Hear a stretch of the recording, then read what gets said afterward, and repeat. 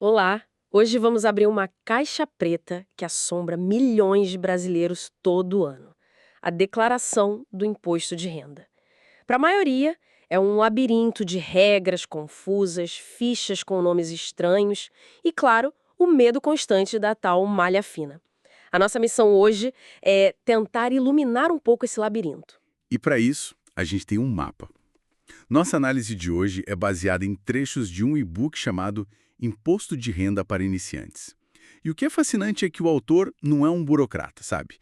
É alguém que se sentiu perdido nesse mesmo labirinto e decidiu desenhar o mapa que ele mesmo gostaria de ter tido. Exato. Então, não vamos só listar regras. Vamos tentar decifrar a lógica por trás do sistema.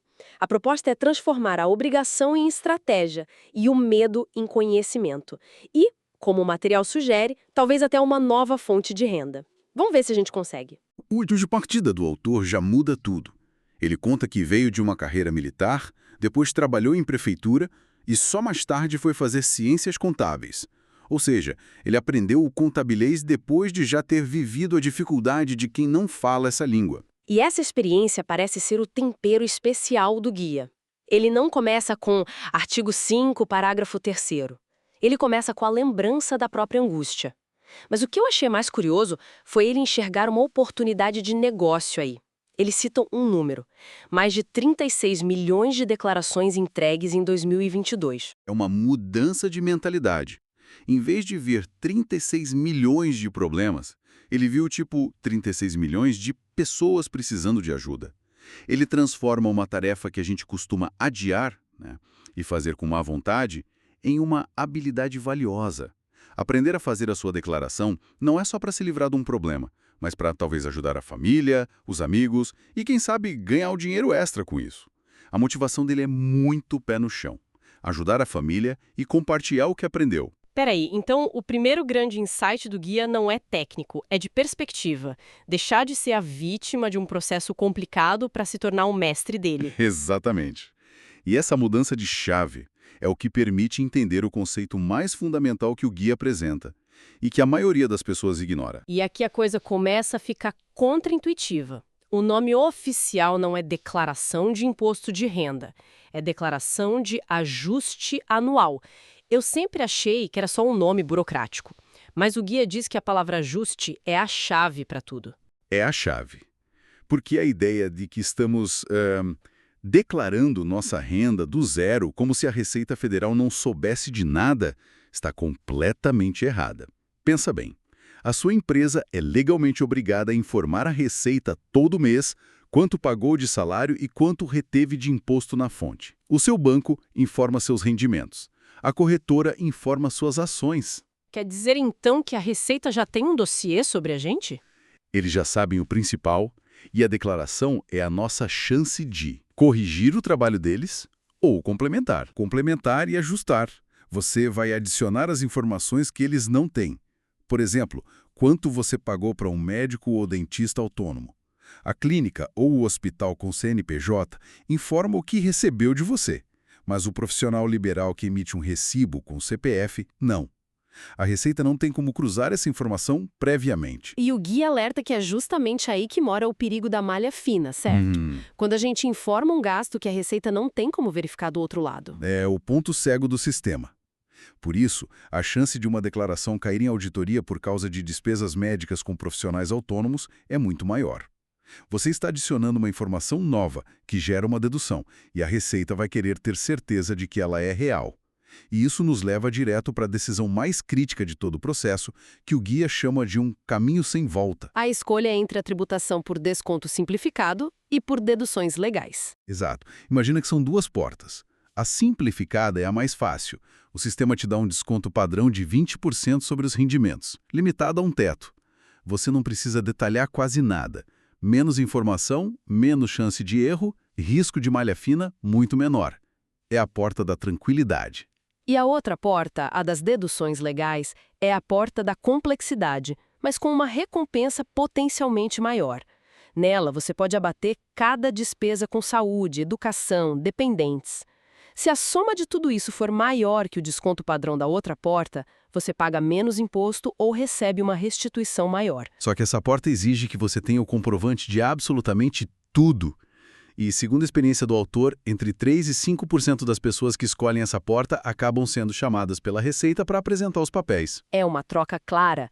Simplicidade e segurança contra complexidade e um retorno financeiro que pode ser maior. E a dica de ouro do material que me pareceu genial na sua simplicidade é: não escolha a porta no início. Deixe as duas abertas. Exatamente.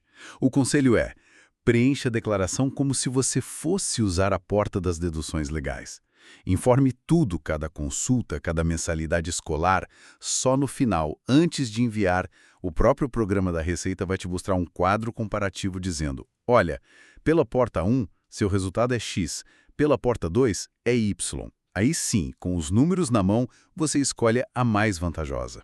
E o alerta é sério. Depois que você clica em enviar, essa escolha é definitiva para aquele ano. Não dá para mudar nem fazendo uma declaração retificadora. Conheço gente que já pagou imposto quando poderia ter recebido uma boa grana de volta por ter escolhido errado no começo. É uma decisão final. E uma vez tomada, o jogo começa de verdade dentro das fichas do programa.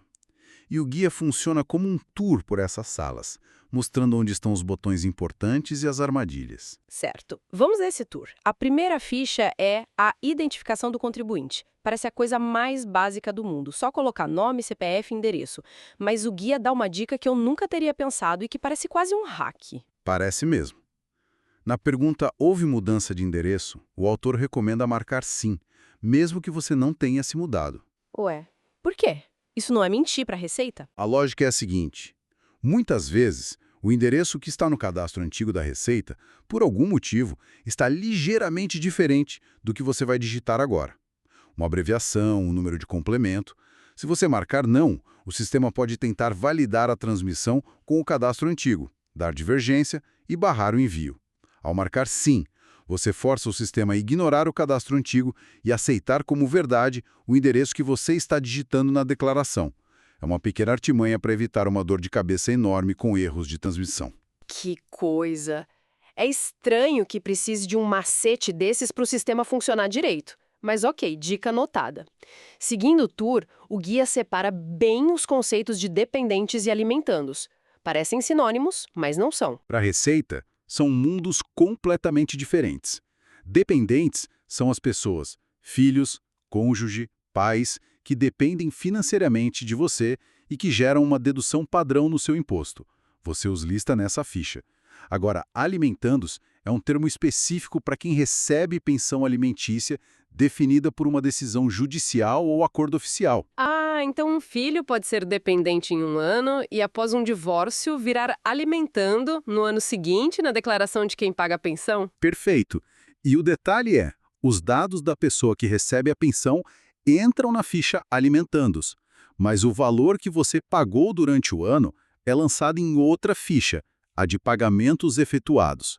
É uma separação para a Receita cruzar os dados, pois quem paga a pensão deduz esse valor e quem recebe a pensão tem que declarar esse valor como um rendimento tributável.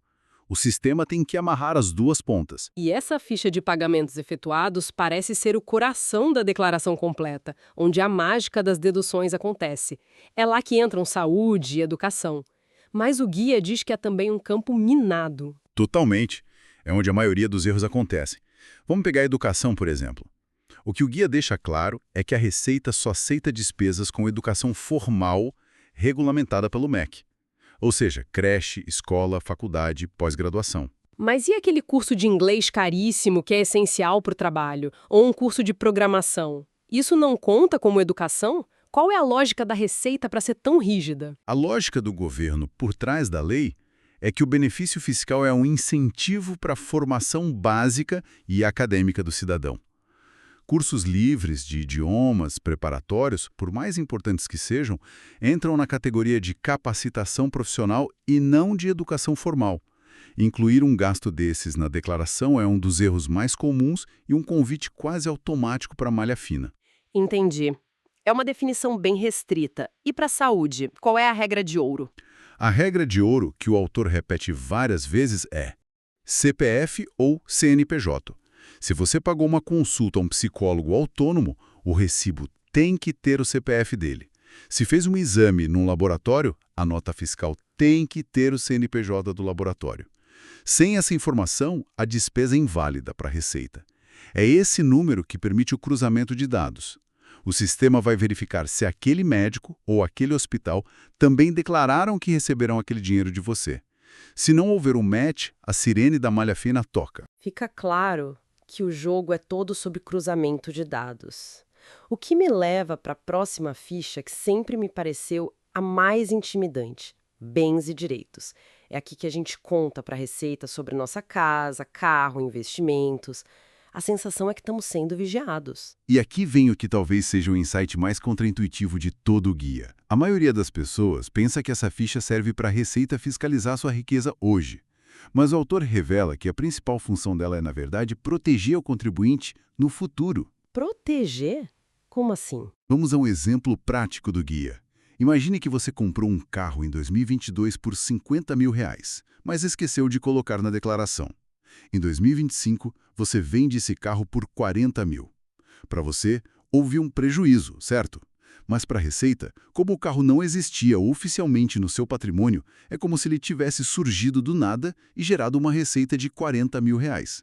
A Receita pode te cobrar 15% de imposto sobre ganho de capital em cima desses 40 mil. Caramba! Eu teria que pagar R$ 6.000 de imposto por uma venda na qual eu, na verdade, perdi dinheiro? Exatamente. Porque você não criou o histórico do bem.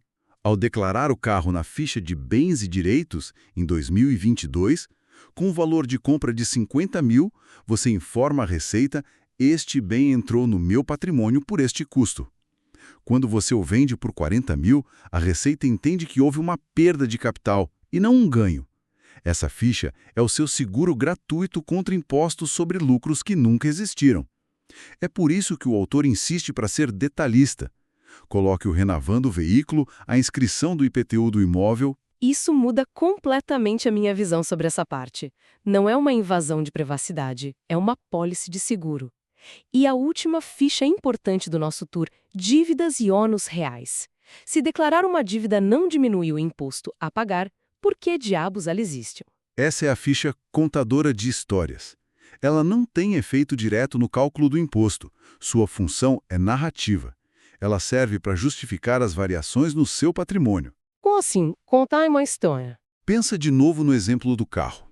Na ficha Bens e Direitos, você informa que seu patrimônio aumentou em 50 mil reais, pois um carro novo apareceu lá. A Receita, que é um grande algoritmo, pode se perguntar: ué, essa pessoa ganha 5 mil por mês. Como ela comprou um carro de 50 mil à vista? Isso pode gerar um alerta. Mas aí, na ficha Dívidas e ônus reais, você informa: eu tenho um financiamento de 40 mil reais com o Banco X. Ah! A dívida conecta os pontos. Ela conta a história de como o patrimônio aumentou. Meu patrimônio cresceu, mas minha dívida também. Uma coisa justifica a outra. Perfeitamente. A ficha de dívidas explica para a Receita a origem do dinheiro que permitiu o aumento patrimonial. Ela mostra que sua vida financeira faz sentido, que a aquisição do bem é compatível com sua renda e suas obrigações. Ela fecha as pontas da sua história financeira daquele ano. Então, depois desse tour, o que fica é que o sistema, apesar de complexo, tem uma lógica interna muito clara. O grande segredo parece ser entender essa lógica, que é um ajuste de dados que a Receita já tem, que a escolha do modelo de tributação é uma decisão estratégica sem volta e que cada ficha cumpre uma função específica para contar uma história financeira coerente. E a mensagem central do autor é essa, de capacitação. Ele desmonta o monstro do imposto de renda em peças lógicas e manejáveis. A ideia é que, com organização e entendimento, qualquer um pode navegar por esse processo. A melhor defesa contra a malha fina não é ter medo, é ter os documentos organizados e saber a história que eles contam. É uma visão poderosa. E para terminar, fica uma reflexão. O autor transformou a frustração dele com um sistema opaco em uma ferramenta para capacitar outras pessoas. Ele essencialmente criou um manual de instruções para uma parte da nossa vida financeira que não vem com um. Isso levanta uma questão interessante. A declaração nos força, uma vez por ano, a criar um retrato perfeito e lógico da nossa vida financeira para o governo. A gente organiza recibos, extratos e constrói uma narrativa onde cada ganho e cada gasto tem uma justificativa. A pergunta é: e se aplicássemos esse mesmo rigor, não por obrigação para a Receita, mas por vontade própria, para nós mesmos? O que descobriríamos sobre as nossas próprias prioridades se contássemos a história do nosso dinheiro com a mesma clareza? Não uma vez por ano, mas como um hábito.